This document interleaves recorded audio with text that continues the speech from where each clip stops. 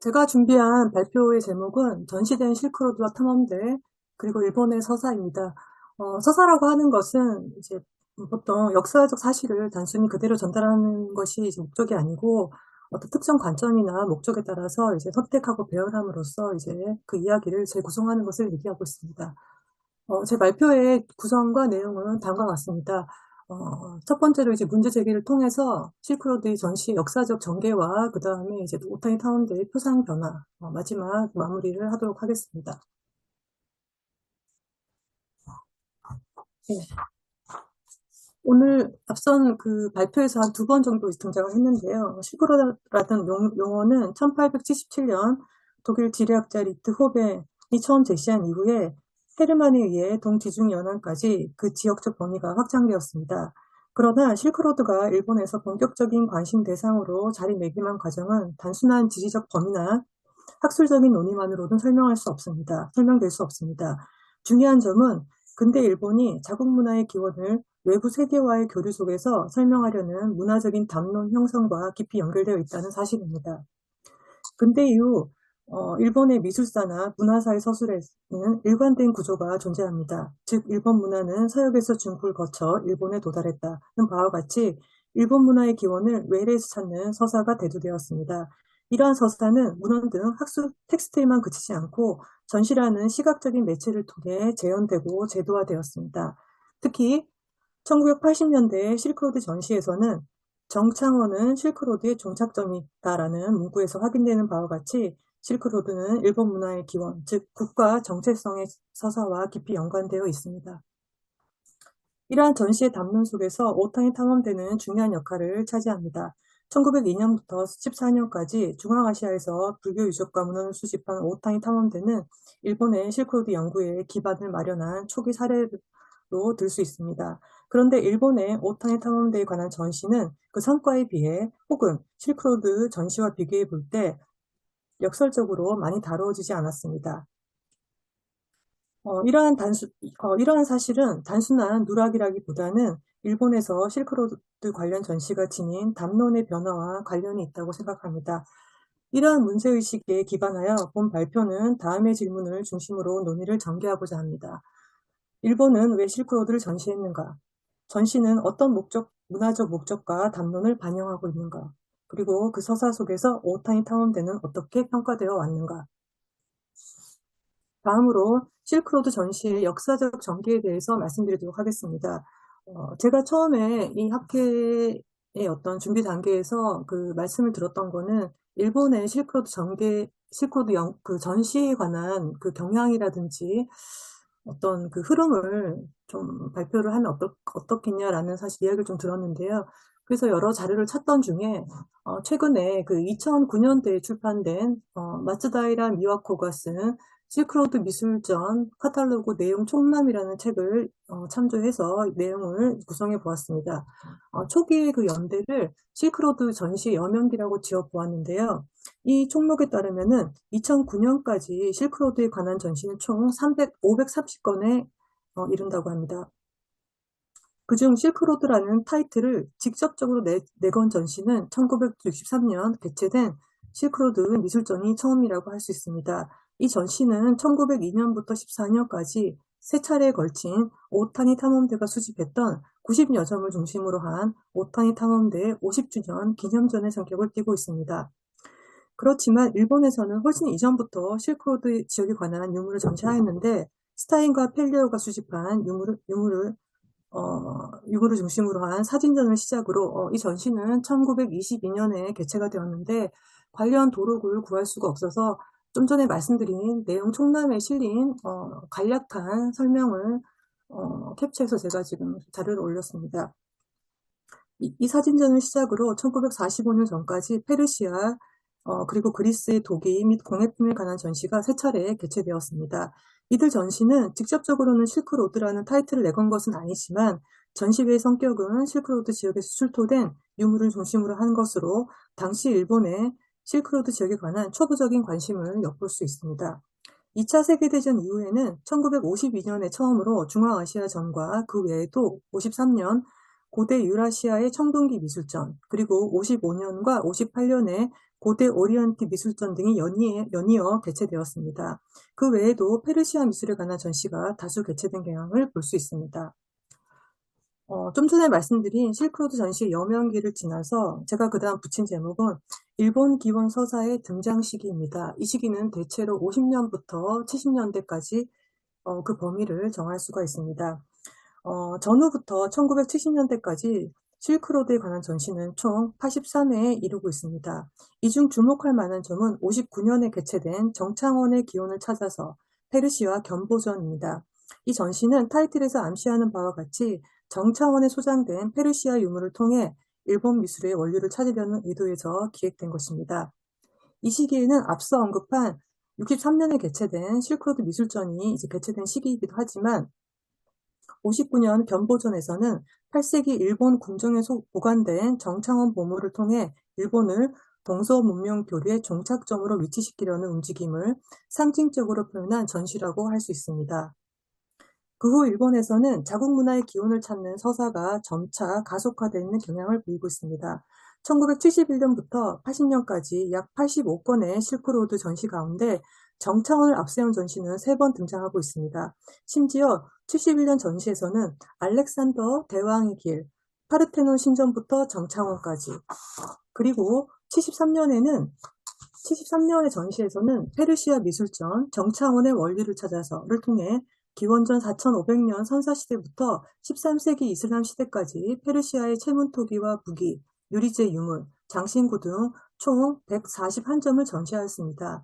그리고 76년에는 페르시아 고미술과 민해전, 정창원의 기원을 찾아서라는 테마로 페르시아의 토기와 도기 약 94점을 출품하여 일본 문화의 기원을 모색하는 전시로 기획하였습니다.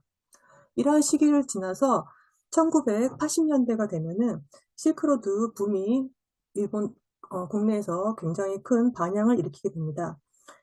이러한 실크로드에 관해 증가한 전시 경향은 1980년대 이르러 큰 전환점을 맞이하게 됩니다. 바로 1980년 NHK가 방영을 시작한 대형 다큐멘터리 시리즈 실크로드가 사회문화적으로 큰 이슈가 되면서 전시에서도 양적, 질적으로 큰 변화를 보이기 때문입니다. 당시에 이 NHK 방송은 총 12편으로 제작이 되었고, 현재 보이는 그 화면에 1편부터 12편까지 제목을 제가 게재했습니다. 이 프로그램이 이전에 그 실크로드 전시가 좀 달랐던 점은 지금까지 봐왔던 역사적 맥락에서 실크로드를 보여주는 것이 아니라 사막을 걷는 낙타의 발자국을 시작으로 그 영상이 항공 촬영, 바람소리, 유적의 잔향과 같은 감각적인 영상 연출을 통해 눈과 소리로 기원을 체험하게 하는 서사를 만들었기 때문입니다. 일단 여기서 잠깐 제가 그 음악을 하나 틀 건데요. 요걸 조금 한 1분 정도 감상을 하시면서 설명을 드리도록 하겠습니다. 지금 음악이 조금 들리시나요? 네. 바로 이 음악이 당시에 실크로드의 그 다큐멘터리 시작할 때 항상 나오던 키타로의 음악인데 이렇게 잔잔하게 이어지는 테마 음악이 실려 광대한 사막을 가로지르는 낙타 캐러반의 행렬을 본 시청자들은 고대 일본 문화가 사역을 거쳐 형성된 과정을 마치 여행하듯이 받아들이게 되었습니다. 이것은 당시 NHK 기획 의도와 정확히 일치하고 있습니다. 당시까지 실크로드는 세계의 영상 매체가 갈망해온 피사체였으며 텔레비전 방송의 미답지였기 때문에 실크로드로 인한 이런 사회 문화적인 파급력은 엄청난 것이었으며 방송과 동시에 사진지, 음반, 지리, 지도, 여행 상품이 소개되는 등 대중성을 확보하게 되었고 실크로드의 붐을 일으키는 핵심적인 동력이 되었습니다. 네, 그 결과 실크로드 지역의 여행과 더불어서 전시도 활성화되었으며 2005년도에 제작된 다큐멘터리 신실크로드까지 이어지게 되었습니다. 좀 전에 말씀드린 80년에 제작된 그 NHK 다큐멘터리의 붐을 이어서 25년 만에 새로 제작된 10부작 대형 프로젝트입니다.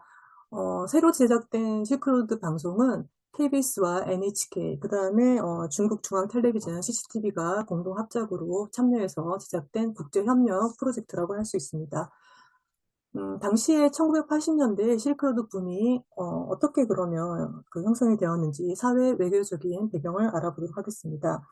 이와 같이 NHK 실크로드 제작에는 1972년 중일 국교 정상화에 따른 일본 연구자들이 박물관과 언론의 서북 중앙아시아 현장 접근이 가능하게 되었으며 78년에는 중일 평화우호조약 체결로 공동조사와 문화교류가 국가적 승인 아래 진행되기에 이르렀습니다.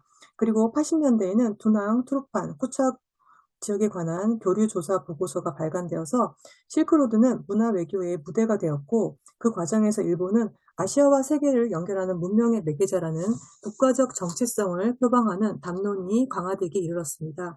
그리고 80년대 일본 사회의 국제화 담론과 버블 경제, 즉 1980년대 일본은 경제 팽창과 더불어 세계 속 일본의 입지 확립이라는 담론을 필요로 했습니다. 당시 학계에서도 사회학자들이 이 시기를 일본은 자신을 아시아 안에서 동시에 세계 속에서 정당화하려는 문화 전략을 수행했다라고 분석하고 있습니다. 결국 실크로드는 일본을 세계 문화의 일부로 위치시키고 외부에서 기원을 가져와 일본을 설명하는 서사의 매개체로 활용되었습니다. 실크로드 붐의 결정적 이벤트는 바로 나라 실크로드 박람회입니다. 1988년 열린 나라의 실크로드 박람회는 나라 현정 100주년을 기념해, 즉 나라현이 성립한 지 100년이 되는 해를 기념한다는 뜻으로 열린 박람회였는데 일본인의 문화와 마음의 원류를 실크로드에서 찾는 기획이었다고 설명하고 있습니다. 183일간 700만 명에 달하는 인원이 방문했습니다. 이 박람회는 기존 지방 박람회들이 미래지향, 과학기술을 테마로 삼던 것과 달리 공식 슬로건인 나라는 실크로드의 종착점이다 에서도 알 수 있는 바와 같이 실크로드 문물 전시를 중심으로 한 문화 박람회의 성격으로 규정되고 있습니다. 당시에 그 거리에 설치된 역사적인 모뉴멘트 4점을 제가 지금 사진으로 실었는데요. 뭐 진시황의 모습도 이제 그 새긴 게 진시황의 모습이고 사실 제일 큰 사진이 지금 보이시죠? 이 제일 큰 사진의 인물이 혹시 누군지 아시는 분이 계실까요? 네, 바로 칭기스칸의 동상을 이렇게 세우는 모습을 확인할 수 있습니다. 현재도 이 동상이 아직 그 자리에 그대로 남아 있습니다. 비록 간판은 녹슬고 좀 낡았지만 예전에 그 나라 실크로드 박람회의 분위기를 조금은 느낄 수가 있을 것 같습니다. 실크로드 박람회를 총지휘한 이노우에 야스시는 천평의 기와 등으로 일본을 대표하는 역사 소설가입니다. 시인이자 수필가로도 또 알려져 있습니다. 특히 이노우에는 실크로드 문학의 개척자로 일본 사회의 서역 중앙아시아, 실크로드에 관한 상상과 향수를 불러일으키는 핵심 작가로 위상이 높습니다.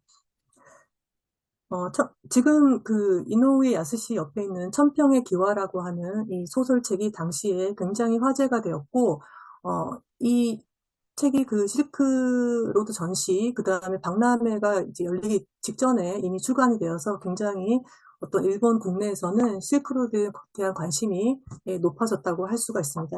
이노우에 야스시의 그 저작은 이 천평의 기와 말고도 뭐 도난이라든지 누란 뭐 이런 책들이 당시에 역사 소설로 굉장히 유행을 했고 천평의 기와의 그 대략적인 내용은 당시에 그 나라 시대 천평년간의 일본 숙녀들이 당나라 유학을 통해서 뭐 불교를 배우고 경전을 가져오기 위해 겪는 고난 등을 다루고 있습니다. 따라서 이런 이노우에의 그 어떤 저작이 1970년, 80년대 일본에서 실크로드 붐이 일어나기 전에 중앙아시아에 대한 낭만과 탐험, 향수의 감성을 구축해 왔습니다. 따라서 1980년 NHK가 제작한 실크로드도 이노우의 소설을 시각화했다는 언급을 현재 다수 확인할 수 있으며 88년에 나라 실크로드 박람회에서도 그의 작품 속 실크로드 이미지가 홍보 문구에 적극 활용되었습니다.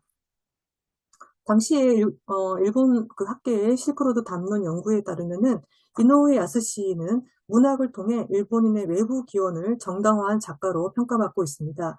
즉 일본 문화의 원류를 중국, 중앙아시아, 인도로 연결하고 있으며 1970년대와 80년대 NHK 방송, 나라 박람회, 실크로드 전시에서 역사적인 루트인 실크로드를 일본의 뿌리로 홍보하는 서사와 맞물려 있다고 볼 수 있습니다.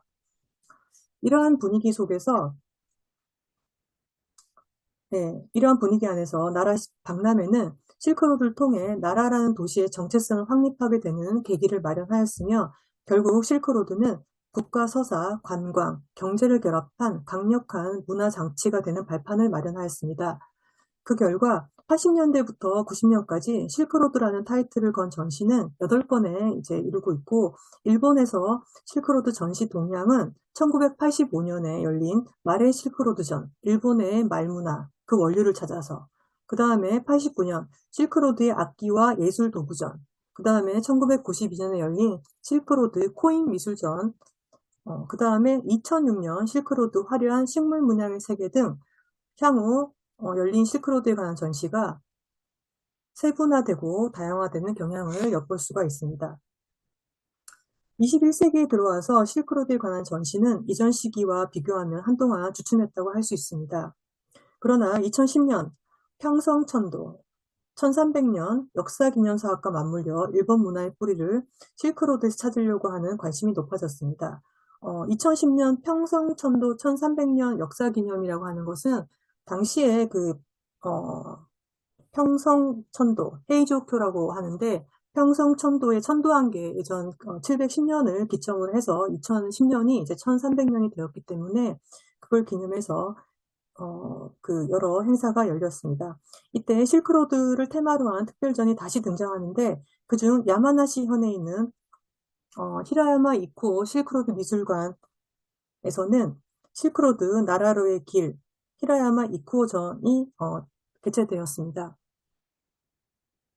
일본 화가인 히라야마 이쿠오는 불교 전례와 동서 문명 교류를 주제로 한 연작 회화 작업을 한 작가입니다. 이분은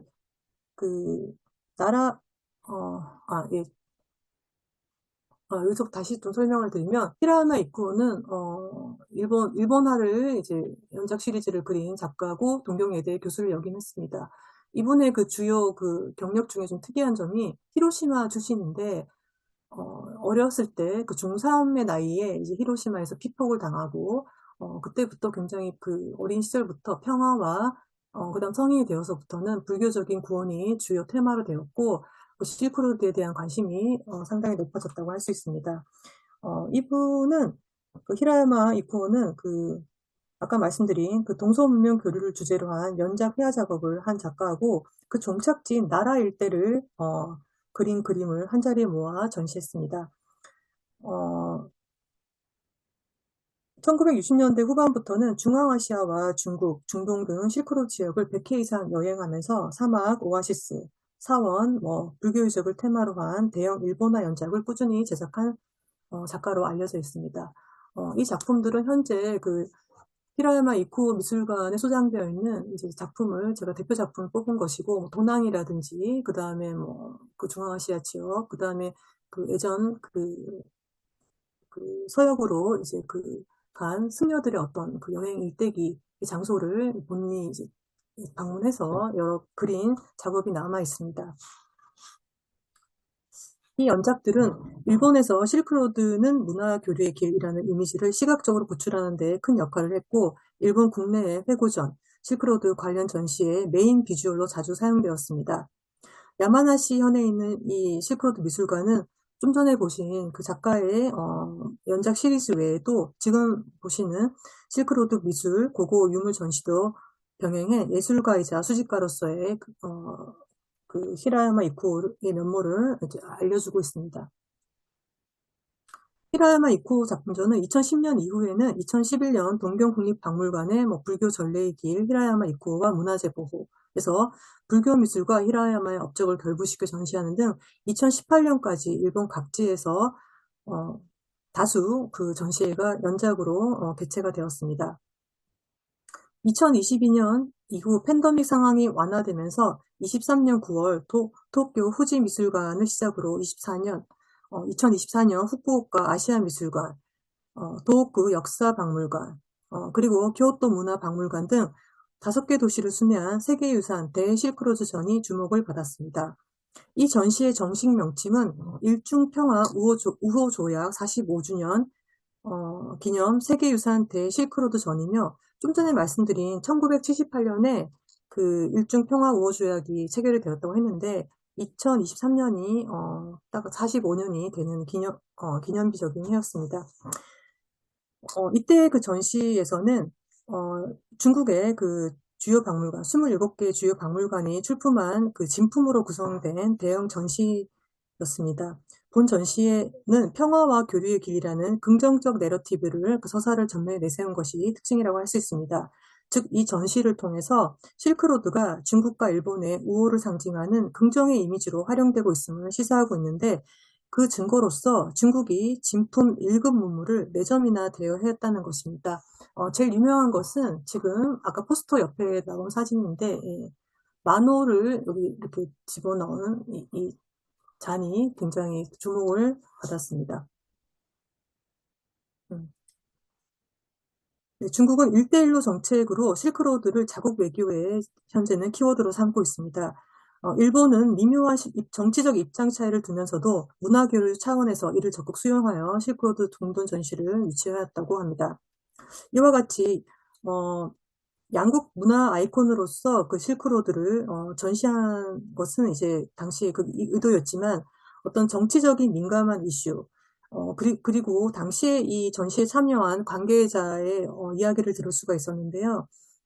중앙아시아란 용어를 사용하지 못하게 했다고 하더라고요. 그래서 그 일본 측에서는 아니다, 중앙아시아의 의무를 소개하는 입장에서는 중앙아시아란 용어가 꼭 필요하다, 이렇게 이제 몇 번 이제 그 뜻을 전했지만, 결국에는 나중에 그 일본에 온 중국 측의 인사들이 불쾌감을 드러내서 그 전시한 앞에 그 판넬에 다시 수정해서 다시 게재하기도 하고, 여러 좀 우여곡절이 있었다는 얘기를 전시를 방문했을 때 들었습니다.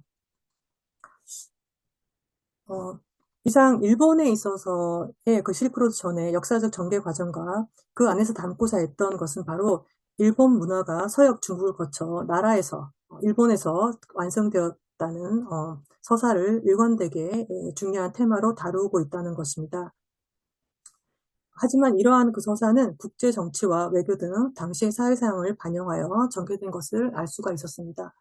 다음으로는 오타니 탐험대의 표상 변화라는 제목으로 좀 살펴보도록 하겠습니다.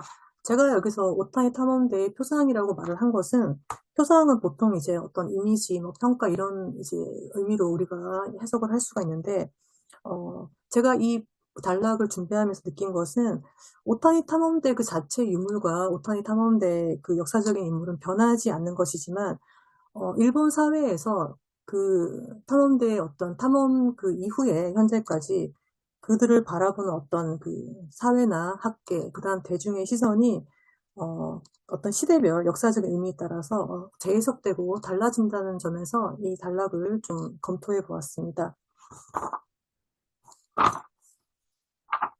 죄송합니다. 예. 일본에서 실크로드에 관한 전시가 열리기 전에 이미 실크로드에 관심을 가진 사람은 이제 오타니 코즈이와 그가 이끄는 탐험대를 빼놓고 이제 얘기할 수가 없을 것입니다. 우리에게도 국립중앙박물관 3층에 전시되고 있는 오타니 컬렉션으로 잘 알려진 오타니 코즈이는 20세기 초 3회 실크로드 탐험을 통해서 방대한 유물을 수집한 인물입니다. 유럽의 탐험대가 국책에 의해서 파견된 것에 비해 오타니 탐험대는 정토진정 본원사파, 일본에서는 이제 니시혼간지라고 하는 서본 원사에서 제22대 문주로서 종파가 자금을 댄 사적인 파견이라는 점에서 그 유럽의 그 탐험대와 큰 차이가 있다고 볼 수 있습니다. 오타니 탐험대의 원래 목적은 불교가 동쪽으로 전래된 루트를 명확하게 하기 위한 것으로 사명감을 가지고 조사에 임했다고 스스로 밝히고 있습니다. 오타니 탐험대의 거점이었던 교토의 니시혼관지는 단순한 일본 불교 사찰이 아니라 근대 일본이 아시아 불교의 중심을 스스로 표방하기 위한 종교, 학술, 정치적인 거점이라고 할 수 있습니다. 따라서 오타니가 주축이 된 오타니 탐험대는 20세기 초 아시아 각 지역에서 탐험 조사를 통해서 이러한 종단의 국제적 비전과 조직 역량이 집약된 프로젝트라고 할 수가 있습니다. 그 결과 오타니 탐험대는 실크로드 전시 서사와 일본의 문화기원의 담론 형성에서 핵심적인 기능을 수행할 수 있었습니다. 오타니 타운대의 서역 조사는 총 3차례에 걸쳐서 이제 실시가 되었는데, 구체적인 일정과 루트, 그 다음에 참가 인원, 수집 물품 등은 지금 표로 정리해 두었습니다. 총 3차례 조사에서 수집된 오타니 컬렉션에 관해서는 이후에 여러 문제가 있습니다. 이들 유물은 초기, 그 전에, 아까 그 표로 정리한 루트를 일본 박물관, 미술관을 오타니, 미국 용곡대학 뮤지엄에 갔을 때 거기 자료에서 사진 촬영한 것을 지금 게재를 했습니다. 그다음 옆에 있는 사진은 유명한 사진인데 1914년에 내몽고 지역을 지나는 당시 3차 대원들의 모습을 담은 사진입니다. 당시 그 3차례 조사에서 수집한 오타니 컬렉션이라고 하는 그 유물은 이후에 여기부터 설명을 드리겠습니다. 네. 초기 수차례 분산 과정을 겪으면서 제대로 정리가 되지 않았습니다. 또한 오타니를 비롯한 탐험대원들은 대부분 젊은 승려로 불교와 고문헌에 관한 지식은 있었지만 스타인이나 다른 탐험대와 비교해 봤을 때 고고학적 지식이나 출토 지역이나 유적에 대한 기록이 부족하다고 할 수 있습니다. 탐험대의 조사 이후 수습한 벽화를 비롯한 많은 유물들이 자신의 별장인 현재 코베에 있었다고 하는 미라쿠쇼에 보관을 했습니다. 1916년 이 유물의 일부가 이 유물의 일부가 조선 총독부 박물관에 기증되어 오늘날 국립중앙박물관의 소장품이 되었다고 합니다. 이후 미라쿠쇼는 여러 인사들이 소유하여 유물도 각지로 흩어지게 되었습니다. 분산 과정에 대해서는 불확실한 부분과 의문이 있었지만 결정적인 계기는 1914년 오타니 코즈이가 문주직을 사임하였기 때문입니다. 사실 사임하였다고 하지만 사실은 강제적으로 이제 퇴임을 한 라고 이제 전하고 있습니다. 왜 퇴임을 했냐면은 당시에 어떤 탐험 활동이 어떤 니시혼간지의 재정 악화에 걸린 회계 스캔들, 그 다음에 또 회계가 불투명하다, 이런 여러 가지 이유로 이제 오타니 코즈이가 1914년에 이제 문주직을 사임을 하고, 그 다음 거점을 이제 중국의 여순으로 이제 옮겨가게 되는 하나의 계기가 되었습니다. 미라쿠쇼도 1916년까지는 탐험대의 수집품을 보관하고 있었지만, 1932년의 화재로 현재는 이 인도풍의 건물이 남아있지 않고, 표식만 현지에 이제 유적으로 관리되고 있습니다. 오타니 컬렉션의 현재 소장처는 지금 보시는 중국의 여순박물관, 그 다음에 우리나라에 있는 중앙아시아실에 있는 오타니 컬렉션, 그 다음에 동경국립박물관에 있는 오타니 컬렉션을 이제 들 수가 있고, 그 외에는 용곡대학 용곡 뮤지엄에 있는 일본 최대의 오타니 탐험대 컬렉션을 통해 확인할 수가 있습니다. 그 다음 이제 오타니 탐험대 관련 전시와 서사의 재구성이라는 제목으로 어떻게 오타니 탐험대가 이제 전시가 되었나에 대해서 조금 살펴보도록 하겠습니다. 일본에서 오타니 탐험대 및 컬렉션에 관한 최초의 전시로는 앞서 소개한 1963년에 오타니 탐험대 50주년 기념전이라고 할 수가 있습니다. 이 전시는 요미우리 신문사 주관으로 개최되어 1902년부터 14년에 이른 3회 행했던 탐험대 수집품을 중심으로 한 최초의 대규모 공개 전시였습니다. 도록에 의하면은 수집품 중 90여 점을 전시한 것으로 확인이 되며, 그리고 NHK 실크로드가 이제 방영이 된 이후에 형성된 실크로드의 대중적 열기 속에서 1983년 오타니 탐험대의 또 기념전을 표방한 교토와 비단길이라는 전시가 개최되어서 탐험대의 실크로드 조사 성과를 교토의 문화 기억 안에 위치시키려는 서사가 재가동되고 있다는 것을 볼 수가 있습니다. 그리고 특별히 불교 문화를 테마로 한 1991년에 오타니 탐험대의 궤적이 또 전시가 되었습니다. 이 전시에서는 실크로드는 즉 불교 전파의 길이라는 종교적 프레임으로 탐험대를 했는데, 이러한 것은 일본 내부에서 오타니 탐험대가 제국의 탐사가 아니라 불교적 이상의 실천으로서 의미화되는 혹은 강조되는 경향을 보여주고 있습니다. 이러한 흐름은 2010년에 오타니 탐험대전, 장례품과 개인 컬렉션, 그 다음 12년에 불교가 온 길 실크로드 탐험의 여행으로 이어지고 있습니다. 이들 전시는 오타니 탐험대의 핵심 소장처인 용곡대학의 영국 뮤지엄에서 열린 소규모 전시로 기획되는 경향을 보여주고 있습니다. 이후에 오타니 탐험대에 관한 전시는 2014년 좀 전에 사진을 보여드린 그 오타니 탐험대 그 유물을 이제 보관했던 리라쿠쇼와 오타니 탐험대, 실크로드 연구의 원점과 대원들의 생각을 통해 실크로드 연구의 출발점은 바로 미라쿠쇼였다는 사실을 시각적으로 복원하며 일본 실크로드 연구사의 기원을 재구성하려는 의도를 엿볼 수 있는 전시가 있었습니다. 전시의 부제에서 밝히고 있는 바와 같이 탐험대 개개인의 목소리와 경험을 전면에 내세워서 기존의 오타니 코즈의 중심의 어떤 영웅적인 서사에서 벗어나 각 탐험대원, 즉 다치바나 지이초나 그다음 요시카와 코이치로 등의 어떤 그 개개인의 어떤 체험과 감정, 기록을 중심으로 구성하였으며 탐험대를 국가적 영웅담이 아니라 개인들의 탐구, 고뇌, 열정의 집합체로 복원하는 것을 목적으로 삼고 있습니다. 이 전시는 결과적으로 실크로드 연구의 출발점이었던 리라쿠쇼와 그 속에서 묵묵히 탐구를 수행한 탐험대원들의 진짜 목소리를 재발견함으로써 일본 실크로드 연구의 기원을 인간적이고 학술적으로 다시 재조명하려는 의도를 가지고 있었습니다. 이러한 의도는 2025년 5월에 열린 영국 대학 올해 봄에 열린 전시인데요. 오타니 탐험대의 요시카와 코이치로 탐구와 인내 그 인간성에 다가가다 라는 전시에서 확인할 수 있습니다. 요시카와 코이치로는 오타니 탐험대 중 제3차 탐험대원으로 본 전시에서는 새로 발견된 편지, 사진, 그 다음에 이제 그 음원까지 모두 최초 공개되었다고 하는데 이런 걸 통해서 기존의 오타니 탐험대의 발굴 성과보다 탐구심과 인내를 통해 탐험대의 과제를 수행했던 요시카와 코이치로라는 탐험대원 개인의 윤리적, 정서적 서사를 탐색한 것에 기획 의도를 두고 있습니다. 이는 일본 내 오타니 탐험대 재현이 최근 제국주의 시절에 학술을 위한 목적의 어떤 거대 담론보다는 최근에는 개개인의 인물, 생활사, 감정, 편지를 보면 당시에 그 중앙아시아에서 굉장히 혹독한 그 환경에 놓여 있던 탐험대원들이 가족한테 보낸 그 편지가 굉장히 저도 인상 깊게 관람을 했는데 그런 것들을 중심으로 해서 어떤 개인사, 감정 등 거시적인 주제가 아니라 미시적인 서사로 이동하고 있음을 반영한 전시라고 할 수 있습니다. 예, 조금 늦게 보여드렸는데요. 당시의 전시 모습입니다. 예.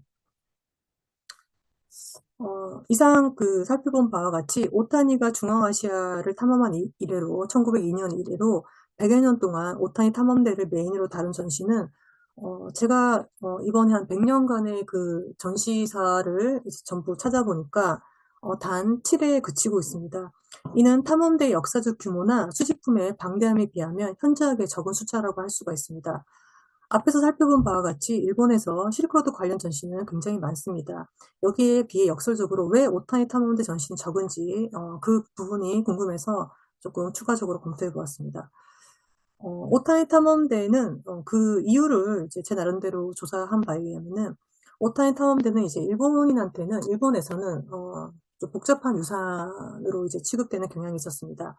탐험 성과는 대단했지만 저는 일본에서의 그 해외 탐사 자체에 대한 윤리적 재평가, 약탈 논란이 있었고 유물의 그 행방불명, 아까 말씀드린 바와 같이 오타니 탐험대 유물 자체가 그 분실된 것이나 그 기록이 완전하지 않기 때문에 현재도 연구사가 진행되기가 굉장히 어렵다고 하는데 어떤 그러한 문제, 그 다음 재정 비리. 당시에 이제 그 재정 비리가 한창 논란이 됐을 때는 현재 당시에 오타니 탐험대가 썼던 그 비용이 현재 일본의 그 엔화로 환산을 했을 때 지금 우리나라 돈으로 제가 이제 계산을 해봤는데 최소 40억에서 최대 100억 규모로 갑니다. 그래서 보통 당시에 그 신문이나 이제 그 오타니 탐험대에서 사회적으로 비난을 할 때 그 재정 파탄이 이제 니시 홍간지가 이제 어렵게 되는 그 원인이 오타니 탐험대에 있다라고 보면서 당시에 그 조사 비용이 1년간 교토 시민의 모든 재정이 그 세금과 맞먹는다 이런 식으로 사회적으로 이제 비난을 받는 기사를 접했습니다. 그래서 그런 문제 때문에 그 다음 또 결정적인 것은 이제 오타니 코즈의 파문 및 사직 사건 등이 얽혀있는 아주 문제적인 역사, 복잡한 유산이라는 어떤 인상을 가지고 있었기 때문이라고 생각을 합니다.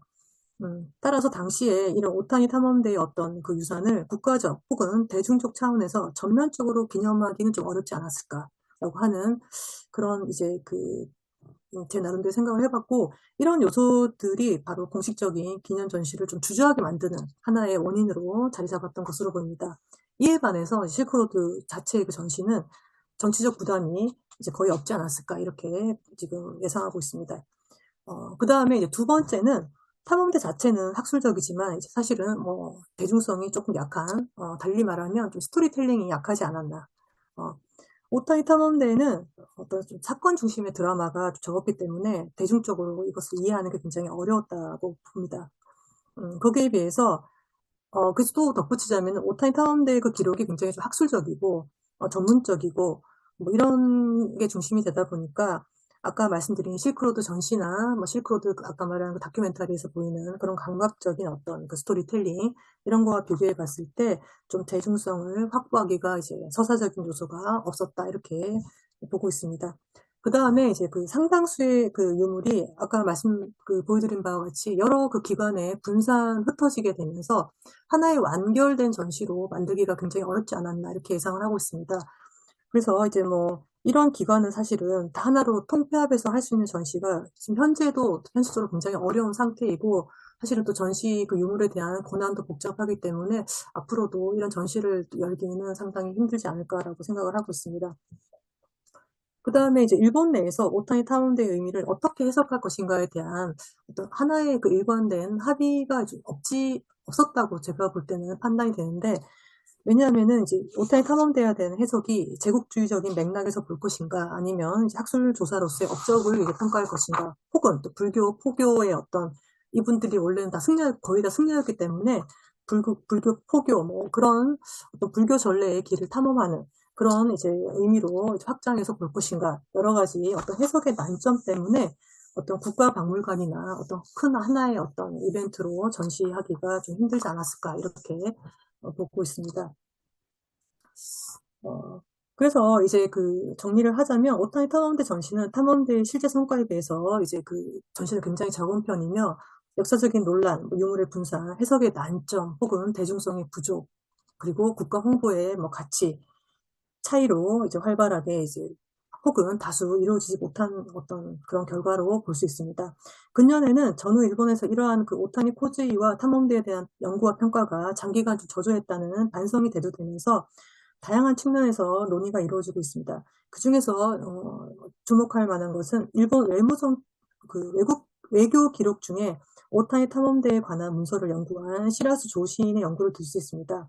최근 이제 연구 동향인데요.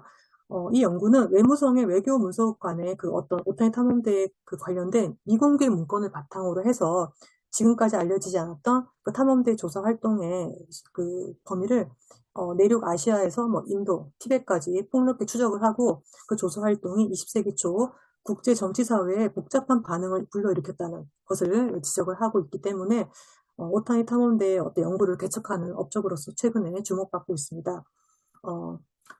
이상 살펴본 바와 같이 일본 내 오타니 탐험대에 대한 평가는 단순한 학술적 재평가가 아니라 전후 일본 사회가 시대별, 연구 환경, 전시 경향, 국가적 정책 속에서 실크로드와 제국주의 유산을 어떠한 방식으로 기억하고 재해석하는지 보여주고 있으며, 이는 일본 문화사 서술에서 여전히 진행 중인 담론으로 남아있다고 할 수 있습니다. 결론을 이제 발표의 내용을 정리하면서 결론을 내고자 합니다. 본 발표는 일본에서 실크로드가 전시, 박람회, 방송을 통해 대중적으로 소비되는 과정과 그 속에서 오타니 탐험대가 어떻게 재해석되어 왔는지를 비교 검토하였습니다. 실크로드가 일본에서 폭발적인 관심을 끌었던 이유는 단순한 고대 유물에 대한 호기심이 아니라 일본 문화의 기원을 외부에서 찾고자 하는 국가적, 문화적 서사 전략이 강했기 때문입니다. NHK의 실크로드 그 다큐멘터리, 그 다음 7, 80년대 전시, 1988년에 나라 실크로드 박람회 등은 모두 일본을 동서문화 교류의 종착점으로 위치시키려는 기획이었으며, 이는 일본이 스스로의 정체성을 외부 문명과의 연결 속에서 정당화하는 방식의 문화 전략이 반영되어 있다고 할 수 있습니다. 그러나 이러한 거대한 문화적 기원 서사의 중심에는 실크로드 현장에서 활동했던 오타니 탐험대의 어떤 이런 이미지를 중심에 놓지는 못하고 있습니다. 즉 오타니 탐험대는 일본의 문화 기원 담론을 구성하는데 필요한 상징적인 어떤 자산이 되기보다는 시대에 따라 부분적으로만 호출되는 서사의 주변부에 머무른 것으로 이제 보입니다. 그럼에도 일본은 시대 변화에 따라 오타니 탐험대를 학술 성과, 교통, 문화의 어떤 기업, 혹은 불교적 성지의 길, 혹은 인물, 탐험대 개개인의 어떤 작은 미시적인 어떤 역사 등으로 여러 표상으로 재해석해 왔습니다. 이는 오타니 탐험대의 표상이 고정된 것이 아니라 일본 사회가 실크로드를 통해 스스로를 어떻게 설명하고자 했는지에 따라 끊임없이 재편집된 대상임을 보여주고 있습니다. 결과적으로 전시된 실크로드와 이야기된 오타니 탐험대의 관계는 일본이 외부 세계를 통해 자국의 문화, 역사, 정체성을 구성해온 방식을 드러내는 하나의 사례라고 할 수 있습니다. 실크로드는 일본이 바라는 기원서사를 시각적으로 구축하는 하나의 장치였고, 오타니 탐험대는 그러한 어떤 정치적, 종교적, 문화적 맥락에 따라 이제 고정되지 않은 존재였습니다.